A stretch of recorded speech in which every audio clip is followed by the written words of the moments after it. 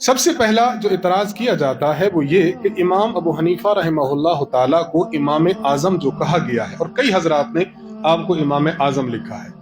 लोग कहते हैं कि अगर आपको इमाम आजम कहा जाए तो इमाम तो हुजूर अलैहिस्सलाम थे और इमाम आजम तो मुहम्मदुर रसूलुल्लाह सल्लल्लाहु अलैहि वसल्लम थे, लिहाजा इमाम साहब को इमाम आजम कहना ये शिर्क की रिसाला है।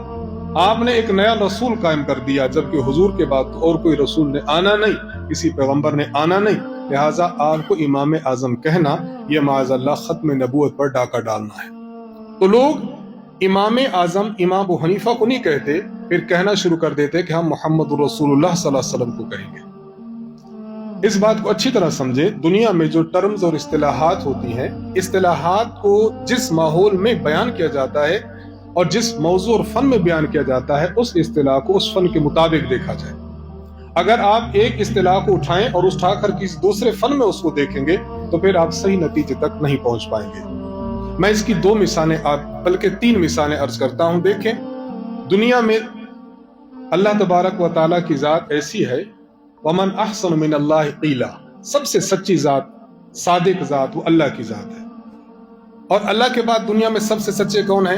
आप सल्लल्लाहु अलैहि वसल्लम है। लेकिन हम जब कहते हैं सिद्दीक अकबर रज़ी अल्लाहु अन्हु, सिद्दीक अकबर से मुराद कौन होते हैं?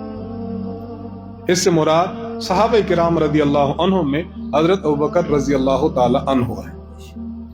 जब हम कहते हैं फारूक आजम, देखें अल्लाह तबारक व तआला की जात हक व बातिल में फर्क करने वाली है।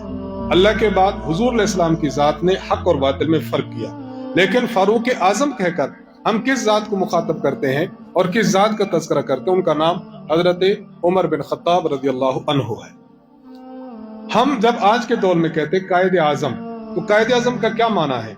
कायद तो लीडर को कहते हैं, दुनिया में हुजूर से बड़ा लीडर कौन है? लेकिन हम जब कायद आजम कहते हैं तो उससे हुजूर अलैहिस्सलाम की जात को मुराद नहीं लेते, बल्कि जब पाकिस्तान बन रहा था तो मुस्लिम लीगी रहनुमाओं में जो बड़ी शख्सियत थे वो मोहम्मद अली जिन्ना थे, इसलिए उनको कायद आजम कहा गया। ये तीन मिसालें मैंने आपकी खिदमत में अर्ज की हैं।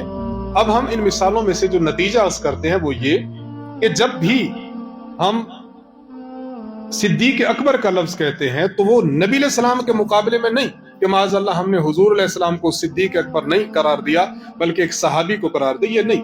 ये इस्तिलाह जिन्होंने तख्लीक की है उन मुस्तलहीन का मकसद यह है कि सहाबे किराम रज़ी अल्लाह ताला अन्हुम अजमईन सारे के सारे सच्चे हैं, लेकिन वस्फ़े सदाकत जिस शख्सियत में सबसे नुमाया है उसका नाम हजरत अबू बकर रज़ी अल्लाह अन्हु है।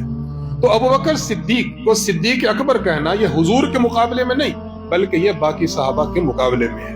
बिल्कुल इसी तरह जब हम कहते हैं फारूक आजम, तो फारूक आजम का माना यह नहीं कि माज़अल्लाह हुजूर के मुकाबले में हमने इनको फारूक आजम कह दिया, नहीं। इसका मतलब यह है कि सहाबे किराम रज़ी अल्लाहु अन्हुम में जो हक और बातिल के दरमियान फर्क करने का जो नुमाया वस्फ है वो नुमाया वस्फ हजरत उमर फारूक रज़ी अल्लाहु अन्हु में है।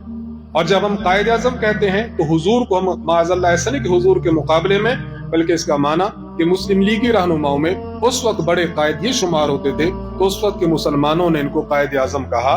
बिल्कुल इसी तरह जब हम कहते हैं इमाम आजम अबू हनीफा, इसका माना हरगिज ये नहीं कि हजरत इमाम अबू हनीफा रहमहुल्लाह ताला को माज़अल्लाह हुजूर के मुकाबले में हमने बड़ा शुमार किया।